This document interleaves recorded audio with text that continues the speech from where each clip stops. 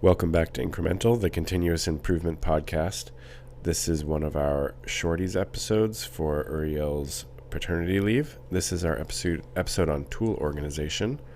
I'm Devin Bedoni of Like and Precision. And I'm Uriel Eisen of Austere Manufacturing and Arda.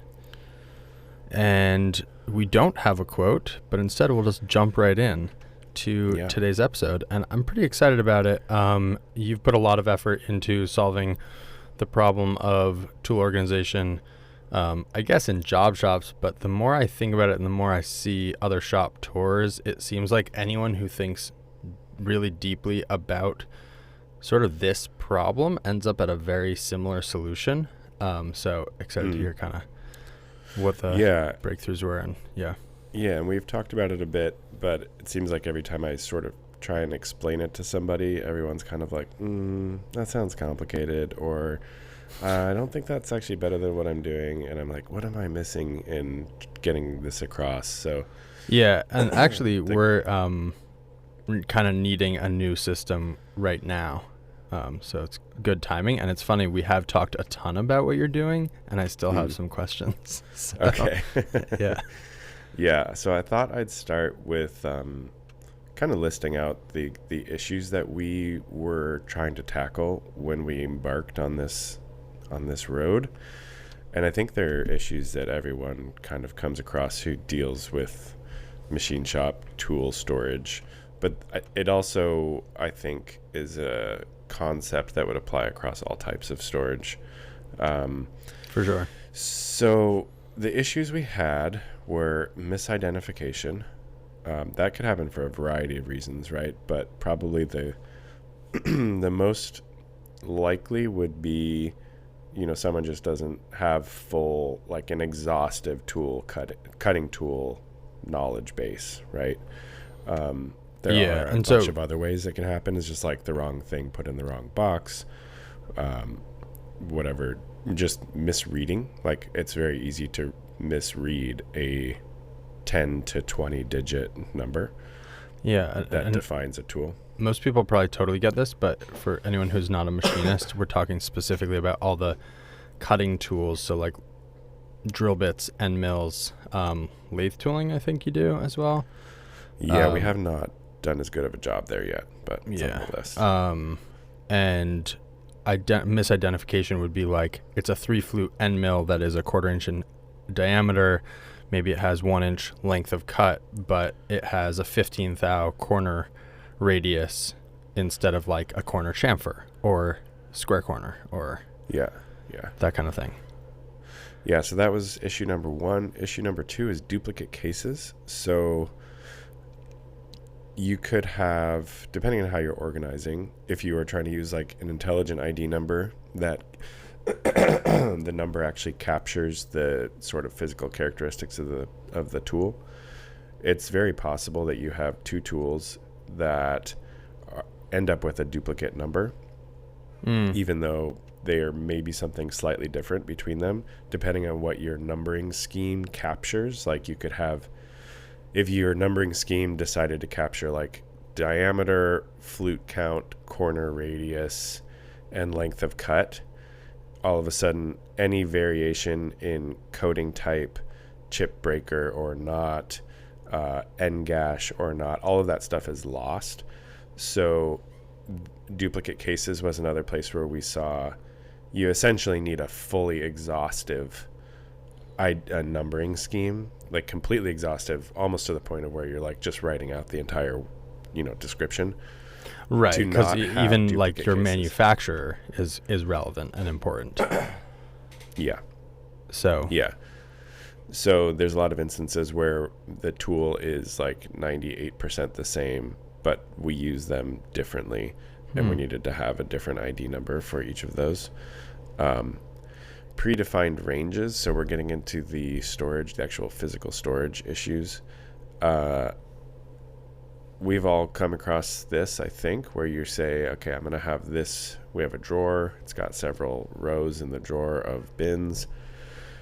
You say this one's going to be 1/8 inch, this one's going to be 3/16, this one's going to be 1/4, this one's going to be 3/8, this one's going to be 1/2 inch, for example. And then it turns out that you use a bunch of 1/4 inch and 3/8 tools. And so you fill those ones up very quickly. And then in order to accommodate the expansion, you either break the system by, typically people will put multiple tool IDs in one bin, which leads to confusion, or they'll start putting them in the next row over, which leads to confusion because someone else might not be looking for that tool there if they don't know that the 3/8 is actually in the 1/2 inch. Right. Or things just become completely chaotic and go kind of wherever.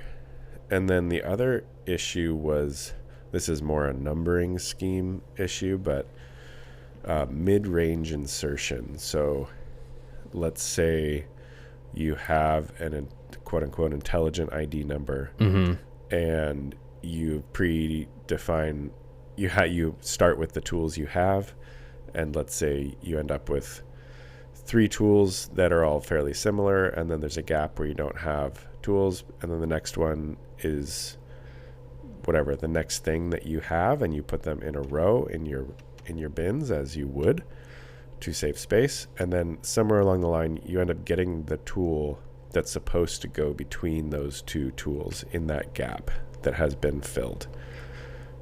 There's no good way aside from reorganizing that entire tool range to insert in the middle of the range. So that was another issue we were trying to tackle. And then last sort of, this is more broad, but we were not having a unified identification scheme across all locations. So the tool library, the storage, and at the machine and the setup notes didn't necessarily all have the same naming scheme. So coming up with a simple way to unify those was the other issue that we were trying to tackle. That makes a lot of sense. I think that, I mean, I know for me, the big reason to not use this system, I think, is that the system you had before this is actually the low friction and intuitive system, right? And a big part of these more rigorous systems is, for better and for worse, you can't break them without them being really shattered and in a bazillion pieces and not useful at all, right? Sure. Like a tool with no tag in your shop now is way more confusing than it was before, because before it was always a little bit confusing. And it was always like, well, let's go ask Devin because he really knows, what's been ordered, what things look like. Whereas now, without a number, it's a lot of kind of work to go find it. And so I think with a lot of systemization, for better and for worse, kind of moving to a really rigorous system, you have to stick to it, and it just feels like a big lift because it is. But I will say, without a system, you're always kind of spending that time. Yeah. I will say to anybody who's considering maybe going down this road, there's 3 things that you absolutely need to get sorted before starting to do this, or it will be a complete flop. And those 3 things are a very robust tool tag, physical tool tag system that can follow the tool everywhere it goes. Tool everywhere it goes. Yep. A very good tool library in CAM that is, correlated to whatever your numbering scheme ends up being. And then the other piece I think that's absolutely key is some sort of Kanban ordering scheme, so that when tools arrive, there's a card with the ID number waiting for them, so that someone isn't having to do a lot of interpretation at that stage, and it always gets back to the correct bin. Because without those 3 things, you're just introducing confusion. With those 3 things, you're stripping away a whole level of interpretation at every stage that a person interacts with a tool. Does that make sense? Yeah, no, that makes a lot of sense. That's really useful. Wait, so just to say that back to you, It sounds to me like the consistent thread is just making sure that the information stays with it at every step of the process, from programming to storing to at the machine, but also like from the moment it rolls in the door, making sure it's routed correctly to the right bin. Yeah. And that sounds like a bunch of extra work, and up front it absolutely is. But down the line, it makes it so that no one ever really, like, you learn what tools are, right? But someone, like literally somebody can come in, someone did come in and do purchasing of our tools and like restocking without knowing anything about end mills or drills or any of that, right? Interesting. And there was like a little bit of confusion. It's not a perfect system. We found some holes in the system in that process, but it's still possible. And someone can do a setup for a machine without knowing the ins and outs of cutting tools. Right. I should back up and say that like the initial driver for all of this was having a clear way to surface visibility of what tools were in a machine while it was running. So that you didn't have to wait for it to be idle to figure out what else needed to go in it for the next job? Exactly. Yeah. Okay. So, yeah, I guess that all makes sense. I'm curious, how do you deal with, and maybe this is diving too deep into the weeds, how do you deal with wanting the same cutter in a different holder? Yeah. Does that get a new number and you build that new model in CAM? So the way we handle this right now, I'm not sure it's like the way, but it's what we're doing right now and will evolve as time goes on, is basically that initially our tool IDs were supposed to be a comprehensive, fully defined rotating assembly of a tool holder, the tool, the stick out, all of that. What we're discovering is that there's enough variability in our work that the tool ID has effectively sort of contracted to just be the actual tool itself. The end mill, for example. Or drill, yeah. Okay. And the way we function in our shop is that the setup sheet is the word of God, basically. And so we have it set up in our Fusion post processor that the setup sheet outputs the holder and the stick out with the tool ID. And so if you're using like a very generic standard quote unquote setup, often that's pre-built and you can just grab it. And if you're not, you just make a new one with the correct holder and stick out. And usually that would be put on one of our yellow tag tool tags, and you write the stick out directly on there so somebody can see that when they're looking at the side of the machine. Got it. Okay, so that makes sense. And I'm realizing before we dive into those, a rundown of the solution you've arrived at would probably make some sense. Yeah. The goals, we sort of talked about them in the issues, but we're having a universal ID number, not universal, but a unique ID number for any time we want a tool to be unique, we need a way to define that. That could even be the same exact tool that we want to use two different ways, right? Mm-hmm. We could choose to have those be unique identifiers. The second goal was making that ID number very fast and easy to read without confusion, so not requiring much interpretation. Okay. The third one we already talked about was unifying tool library, tool storage, and machines, and then just generally making it simple in terms of readability and all that. And then creating a system that allowed for easy expansion, both in the digital library and also in physical storage space. Mm-hmm. So what we decided to do was create numbers that are just sequential. So we do have a few ranges, which at this point I think I would if I was starting from scratch, I would delete those ranges. We have like a hole making range, which is 1,000 to 2,000 number. We have milling range, which is 0 to 999. And then we have what we have created as an extra long tool range, which is over the standard bin width that we have in our drawers.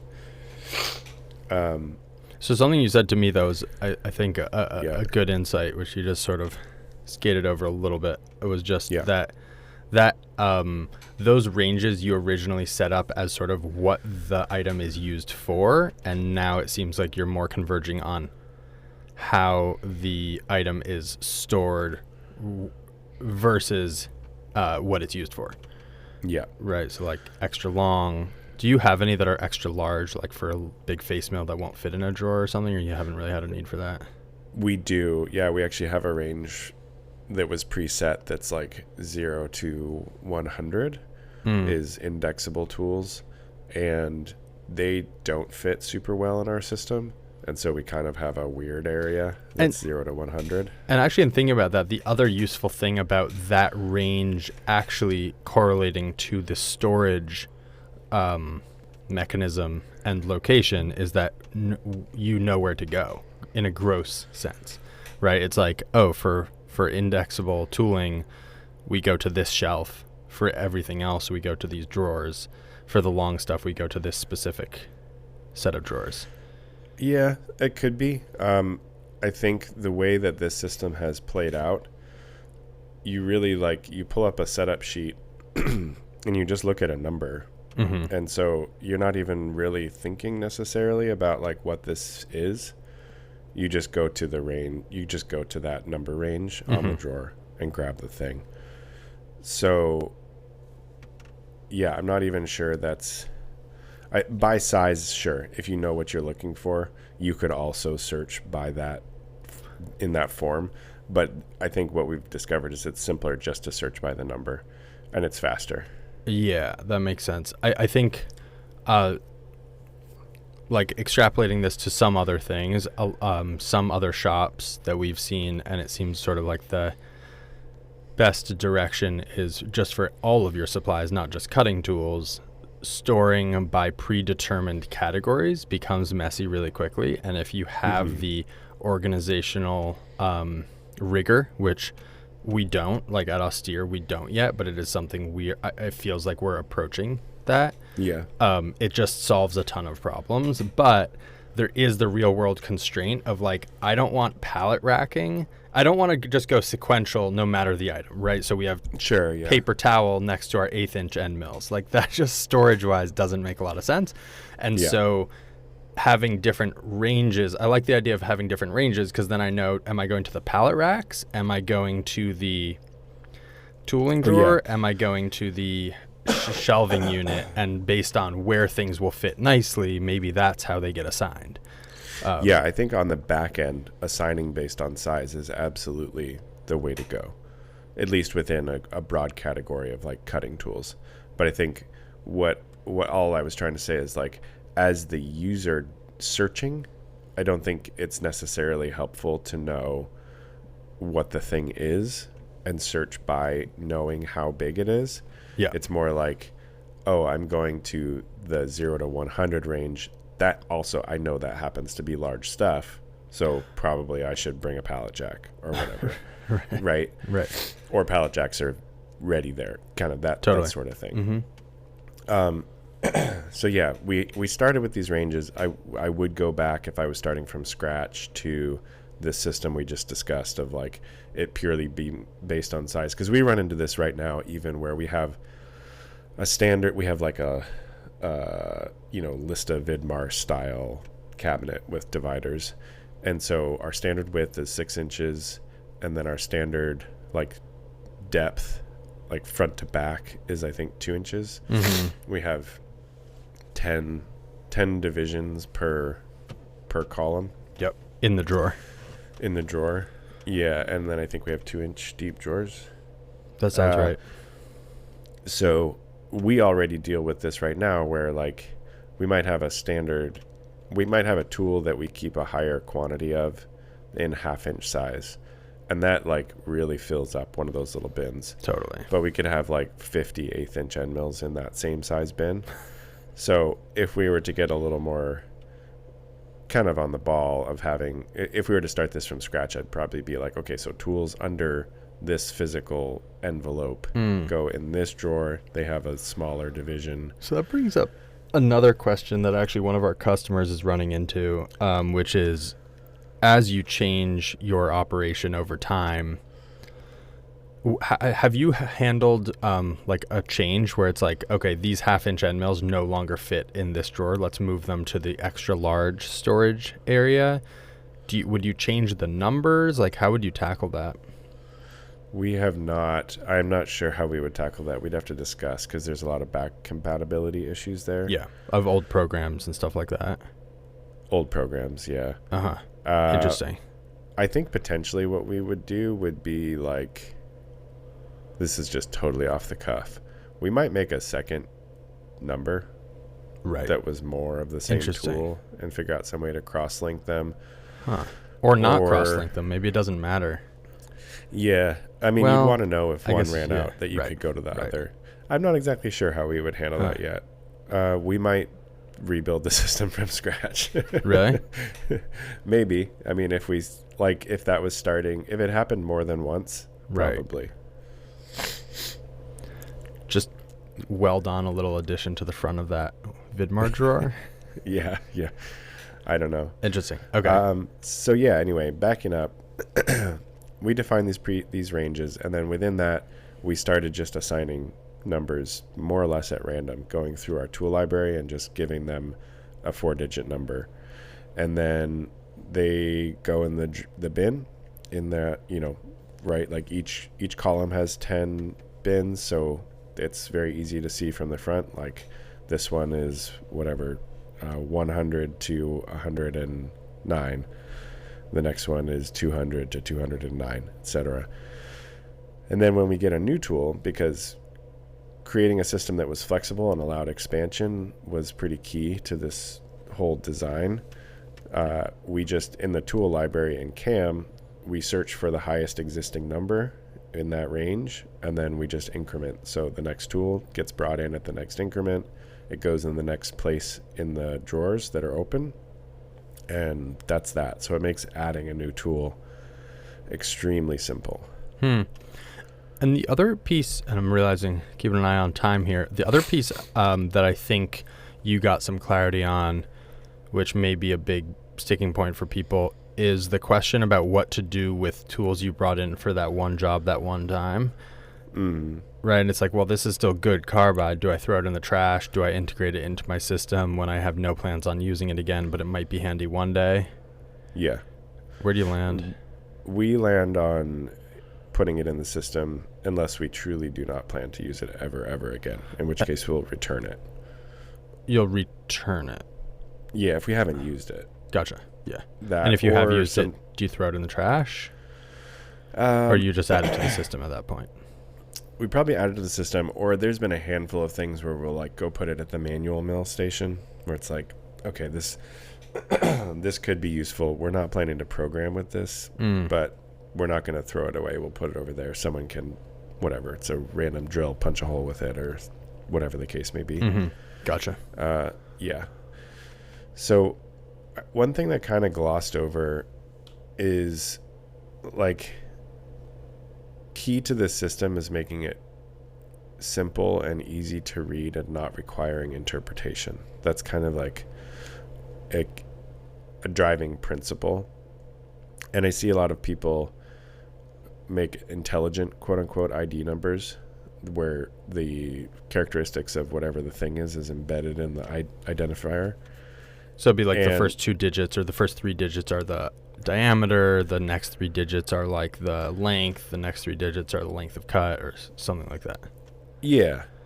And what I've realized is that's really just like, that's just a shorthand for knowing what it is already, right? Like if you're a person who can read a long description and know what you're looking at, now you can read a slightly shorter description and still know what you're looking at. And I think it's very useful for tooling companies who want to have a system, who need to have a system where their information is embedded, right?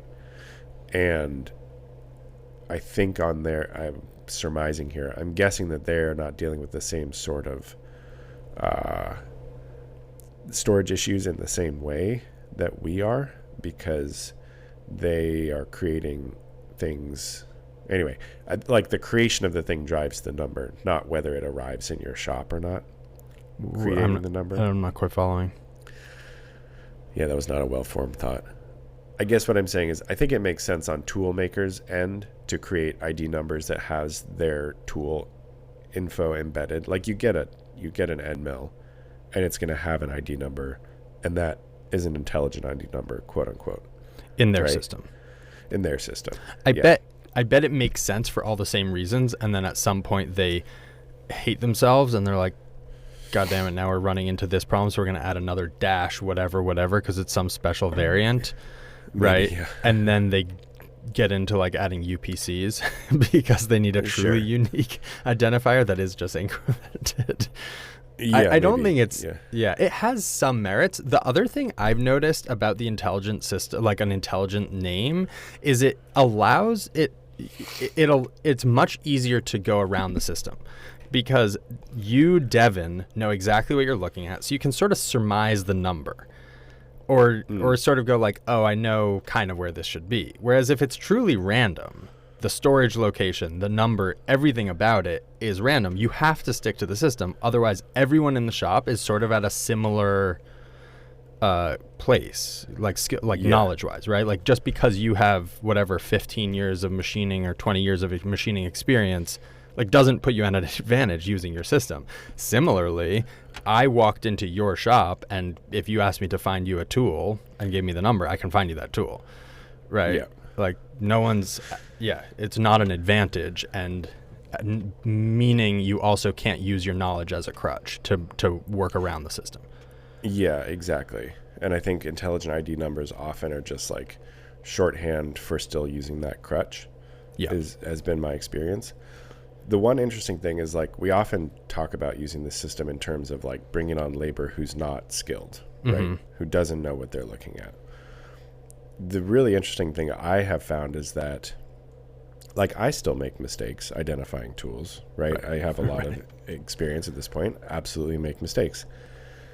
When I do a setup with this system, which I do not infrequently, the level of ease that I experience, even as someone who really knows what they're looking at, is notable. So I think for anybody, regardless of their level of experience, doing this like simple binary search for 4-digit numbers is just like, it's hard to explain until you've experienced it, but it's just like so snappy fast. There's no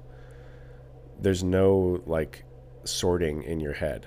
It's just I guess a good analogy would be like at a dry cleaner, they give you a number. They don't give you a description of what clothing you dropped off and then run the carousel behind the counter till they see the, the suit that's 34-inch pants and gray with this pattern or this detail. Yeah. Yeah. Like it's just I think easy. that's the thing is that even for people with a lot of experience, it's really lowers the mental load and the time required to makes a lot of sense. Identify and find all these tools. So it's been really, really cool for us. That's awesome. So where we're running into the need for this system in our shop is it was just me. Similar backstory, just me setting up tools in the machine. We really wanted to keep our tools very consistent. So like tool 21 in the machine is always whatever, pocket 18 always holds this rotating assembly, and that's it. But it fails in many ways. One, we're sort of exploring having to do some tool changes, which is a bummer, and we might be able to avoid. But even regardless, our tool descriptions, like you were saying, are completely different in every place you look. So now Sam is in charge of reordering end mills, and he's like, what is a 3/8 roughing mill? When I go to Mari Tool, I can't search that, right? I can search their tool ID, but I don't know which tool ID belongs to which one of our new ID. Instead of just breaking out every single piece as like this is our identifier, completely random.